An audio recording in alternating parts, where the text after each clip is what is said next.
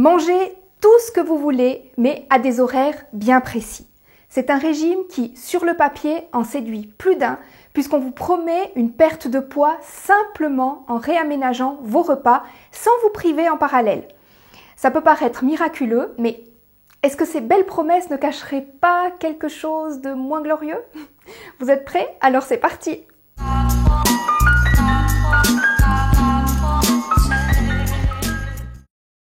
Petite définition avant d'entrer dans le vif du sujet.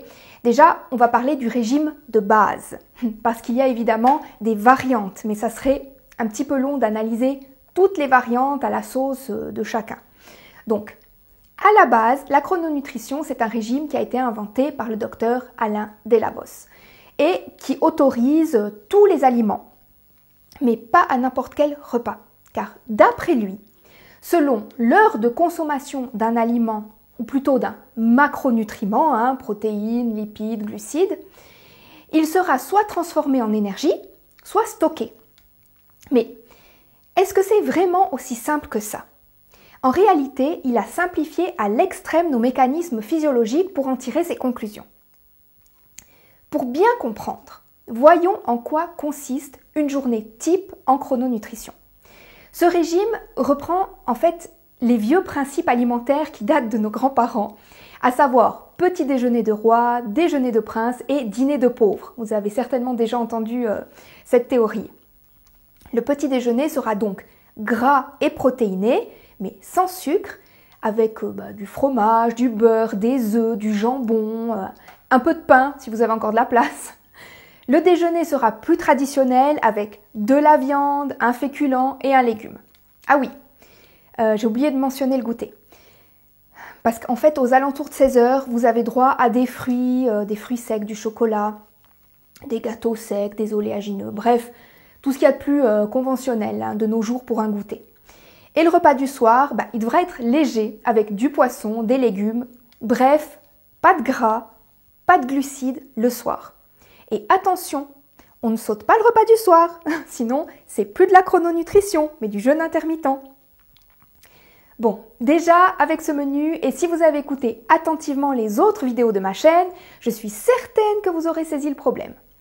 Mais avant de vous révéler les grands soucis de ce régime, voyons quelle est la théorie qui est à la base de tout ça. La théorie repose sur notre production hormonale. Il y a plusieurs hormones qui entrent en jeu, mais on ne va pas toutes les voir ici. On va se baser sur celle qui est mise au centre de la chrononutrition pour justifier ses effets. J'ai nommé notre fameuse insuline. On nous dit que l'insuline a une très grosse influence sur le stockage des graisses et que cette hormone est produite par pics durant la journée. On a des pics. On a un pic à 8h du matin, un à 11h, un autre à 15h si je ne me trompe pas, pour ensuite diminuer fortement en fin de journée.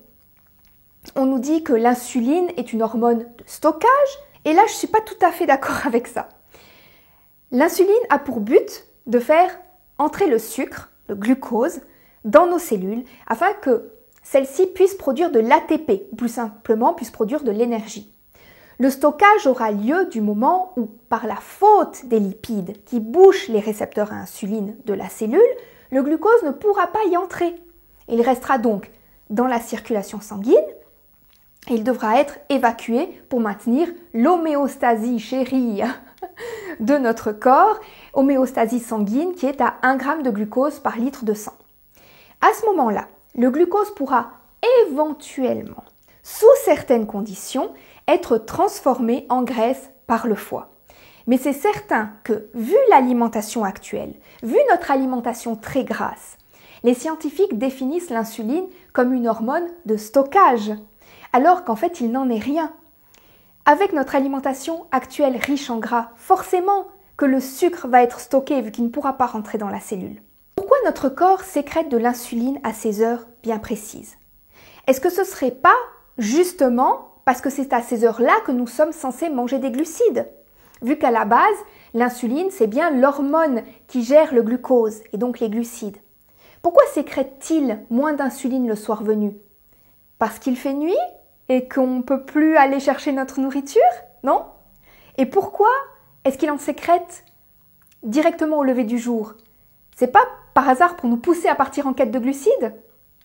En fait, dans la nature, les frugivores commencent à s'alimenter au lever du soleil jusqu'en fin d'après-midi. Ça me semble plus logique, en tout cas. Je ne sais pas ce que vous en pensez.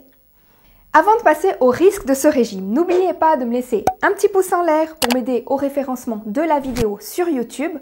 Abonnez-vous si ce n'est pas encore fait et activez la petite cloche pour être informé lorsque je sors une nouvelle vidéo. Merci beaucoup pour votre soutien. Bref, passons maintenant au risque de la chrononutrition. Pour cette partie, je me suis basée entre autres sur le rapport de l'ANSES qui a analysé certains régimes à la mode comme celui-ci. Déjà, dans ce rapport, on voit que les glucides sont seulement à hauteur de 33% de l'apport journalier en macronutriments dans ce régime. Je vous mets le lien vers le rapport de l'ANSES en description si ça vous intéresse. Évidemment, comme vous vous en doutez, le principal problème de ce régime, c'est son trop grand apport en protéines animales. Selon l'instigateur de ce régime, il ne faut pas augmenter la part de végétal dans les plats. Il faut calmer sa faim avec l'animal et jamais avec le végétal. On est assez proche du camp, avec tous les effets délétères que cela comporte. Du fromage, du jambon le matin, de la viande à midi et du poisson le soir. On est à bien plus du double des recommandations en matière de protéines et de surcroît des protéines animales dont on connaît tous les effets délétères sur la santé. Vous pouvez faire un tour sur ma chaîne. J'ai plusieurs vidéos dédiées aux effets néfastes d'un excès de protéines. Deuxième principal problème, à mon avis, à égalité avec les protéines, c'est que ce régime est bien trop riche en graisse. 40% de graisse dans ce régime. Complètement contradictoire avec l'objectif du régime qui est de perdre du poids. En plus, ce sont des graisses animales, donc des mauvaises graisses, des graisses saturées qui amènent des problèmes cardiovasculaires. Autre gros problème, ce régime est bien trop pauvre au niveau de l'apport en micronutriments, en fibres, puisque très peu de fruits et de légumes. Au niveau des glucides, on est sur la moitié moins que ce qui est préconisé dans une alimentation classique. Je ne vous parle même pas d'HCLF, parce que là, on est à l'encontre du bon sens. En réalité, ces déséquilibres nutritionnels et donc ce manque de glucides vont avoir pour conséquence de la fatigue, des problèmes de concentration, un manque d'énergie. Quant au trop de protéines, ça aura des conséquences forcément, principalement au niveau des reins, mais aussi une grosse baisse d'énergie, tout comme pour le gras, tout simplement parce que ce sont deux macronutriments qui sont très longs et très difficiles à digérer par notre organisme. Il n'a pas besoin d'autant de protéines et de gras, donc il n'a pas les capacités à les gérer. Alors finalement, on nous dit qu'on peut manger de tout, mais à des heures bien précises. Mais non, parce qu'on va quand même vous contraindre à manger beaucoup de gras, beaucoup de protéines animales et peu de fruits, peu de légumes, peu de féculents. Ça ressemble étrangement au régime cétogène ou au régime paléo finalement. En résumé, il n'y a rien de nouveau sous le soleil, de nouveau. Les personnes qui ont testé ce régime m'ont dit qu'en plus d'être très fatiguées, avoir eu souvent faim entre les repas parce qu'elles n'avaient pas assez de glucides, elles ont eu des soucis de constipation. Alors, pour moi, ça veut tout dire. Et en plus, personne ne tient un régime chrononutrition toute sa vie. Peu de personnes en tout cas. Bref, je ne vais pas vous refaire tout le topo. Si vous êtes intéressé par les conséquences de ce genre de régime, vous pouvez aller voir mes vidéos sur le régime paléo et le régime cétogène que je vous mets dans le petit, comme d'habitude, ici au-dessus et en description. Et en fait, ce qui est triste au final, c'est que ces personnes ont pris du poids au lieu d'en perdre. Ça peut éventuellement convenir à des personnes qui mangent déjà actuellement de façon très malsaine, ils peuvent voir des bénéfices, mais il faut également tenir compte des conséquences à moyen et long terme sur la santé.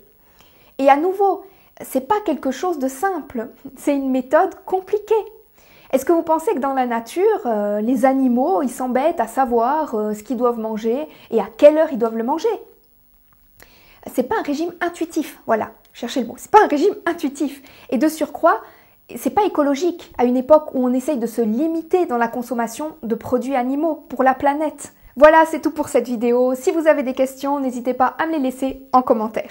Via Felicia à tous!